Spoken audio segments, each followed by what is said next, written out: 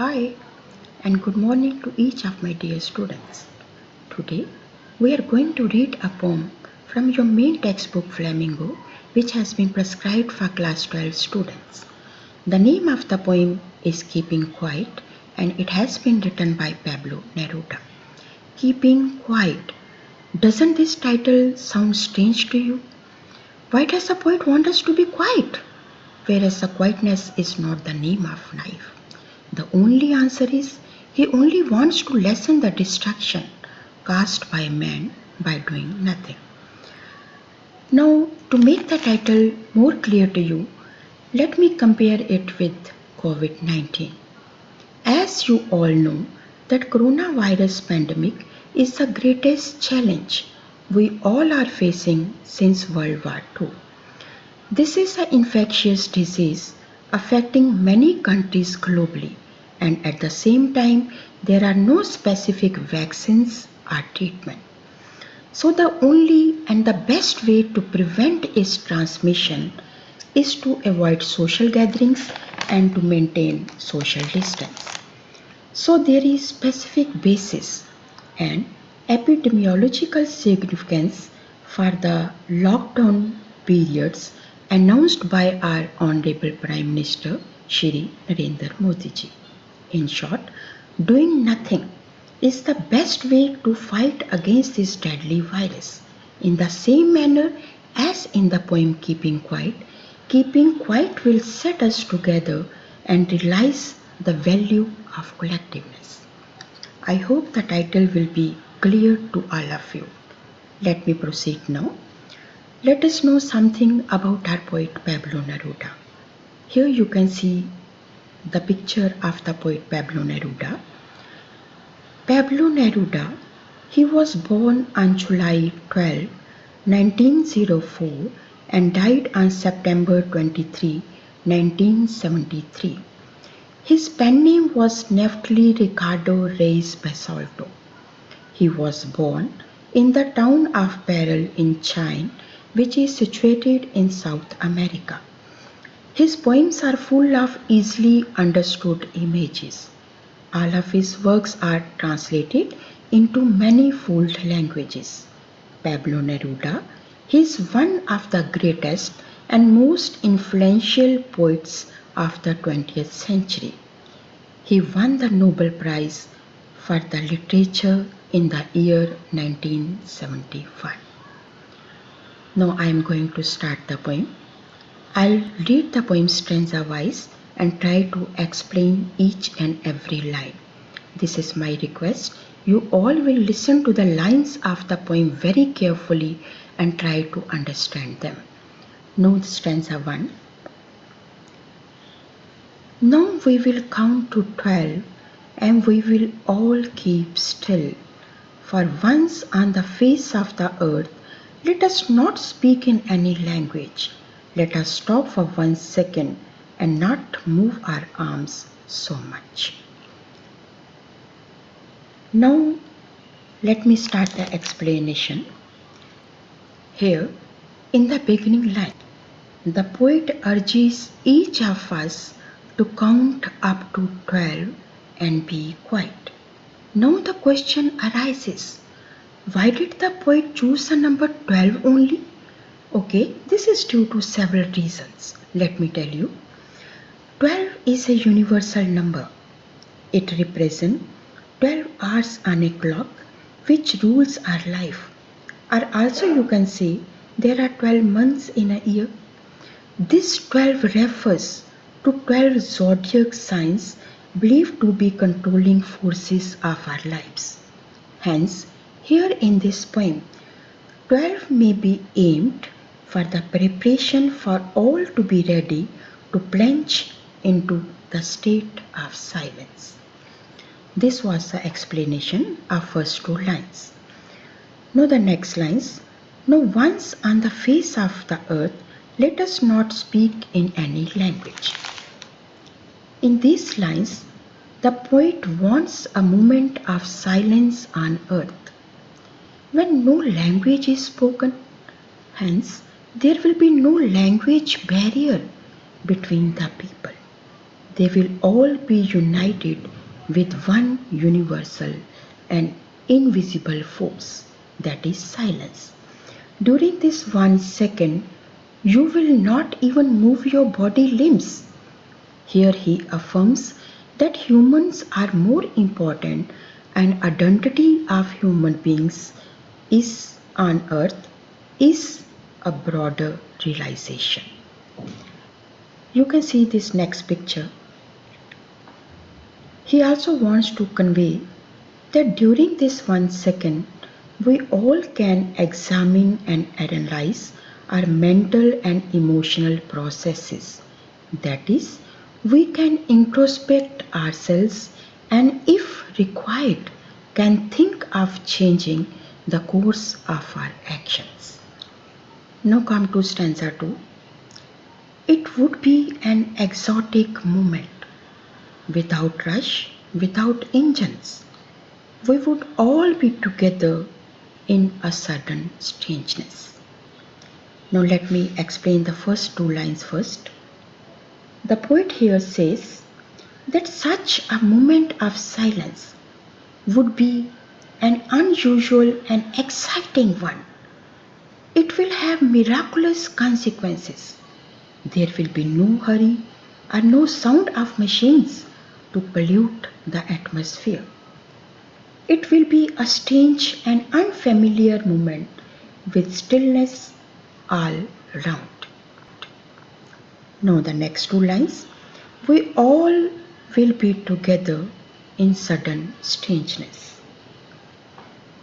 Here the poet says that in this unusual period, the bonds of humanity will get stronger and it will definitely be worth cherishing. It might reduce man's sadness at having generating negative thoughts. Let us come to stanza 3 now.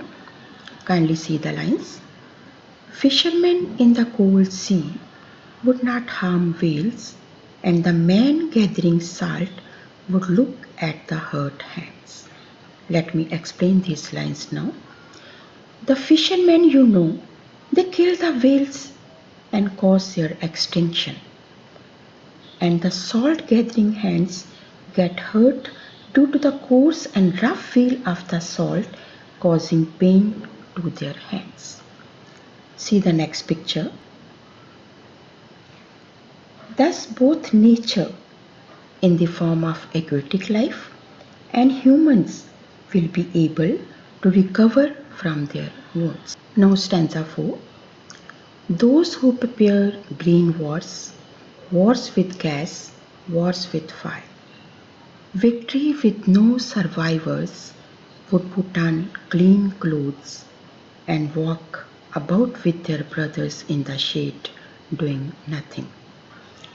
In these lines, the poet condemns the people who wage wars against humanity or environment. You can see in the lines, he has mentioned 3 types of wars here.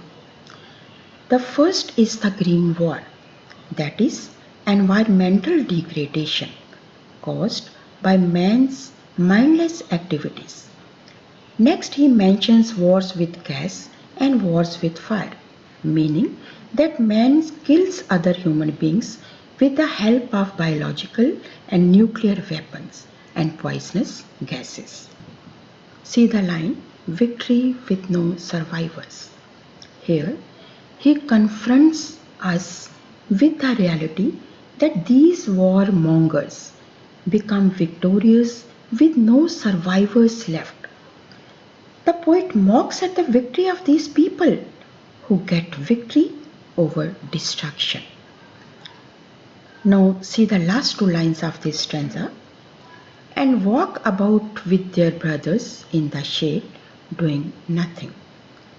Here he says that such men should stop their activities, shed their clothes stained with blood of humanity, should put on new and clean clothes which symbolize purity and serenity, and walk with their brothers and thus depicting a feeling of unity and brotherhood. They would be cool and calm and not concerned about harming anyone. Now I am coming to stanza 5. See the lines. What I want should not be confused with total inactivity. Let us, life is what it is about. I want no truck with death. Now first concentrate on first two lines only. The poet then divulges to clarify that his plea for stillness, for a moment's pause, is not to be mistaken for the mere act of doing nothing or death. He mentions to truly look at life as it is, which is of living while experiencing the beauty of quietness and the moments that go through it. Now, have a look at the next two lines. Life is what it is about. I want no truck with death. Here, no truck with death means that hustle and bustle of life without pausing is death and death only. He only appeals to mankind to be more productive and give up endless and futile pursuits that cause only happiness. Now come to the concluding stanza, stanza 6. Perhaps the earth can teach us as when everything seems dead and later proves to be alive. Now I will count up to 12 and you keep quiet and I will go. Now I'll explain the first three lines only. Here, the poet tells the human beings that we can learn a lesson of dormancy from the Mother Earth. It enlightens us and guides us in the process of keeping quiet. All of us here have seen the earth in winter. During this season, life seems to stagnate as ice covers everything and sacks all traces of life. However, what seems dead at one instant actually blossoms into life with the onset of the next season, spring season. What the poet is implying here is that stillness is always succeeded by a period of rejuvenation. Hence, we must not be scared of being in the state of stillness or quietness, just as nature has shown us our apparent inactivity will be awarded eventually by growth and prosperity. Now the last two lines. Now I will count up to 12 and you keep quiet and I will go. In these two concluding lines, the poet quietly leaves the scene after initiating a process of introspection and reflection within us. Now that he has unloaded his message onto our minds, his work as a poet is over. It is upon us now to follow his dictum in order to lead a meaningful existence in which we can benefit both on an individual and a societal level. That ends with your poem. I hope the poem and its each line will be clear to you. Let us know about some of the difficult words now. See, the first word is exotic, means rare, unusual, and exciting things. Second, survivors, those left alive. Threatening, that is endangering or causing threat. Inactivity is idleness. Cold sea, sea surrounding the poles. Green wars, these are the wars against natural environment. That is clearing the forest, polluting the air, water and land. Fire war are the use of firearms. And lastly, gas wars, use of poisoning gases. Now, lastly, once again, I want to give the message of this poem. You can also say the theme of this poem. Keeping quiet is an eloquent piece of peace. First piece is PIECE, second piece is PEACE. So, this is an eloquent piece of peace, humanity, and brotherhood by Pablo Neruda, which is an explosive as it is quiet. In a very calm fashion, Neruda leaves us with a world of wisdom through this poem. Okay, this is the end of our today's poem. If any line you have not understood or if any query is there, tomorrow you can discuss with me. Now, I am giving you one activity to perform at your home today only. The activity is choose a quiet corner and keep still physically and mentally for about 5 minutes. Do you find any change in your state of mind? Why? Why not? And you will also answer me tomorrow that what have you realized after doing this activity. Thank you. Thanks for watching this video. All the best. Have a safe day.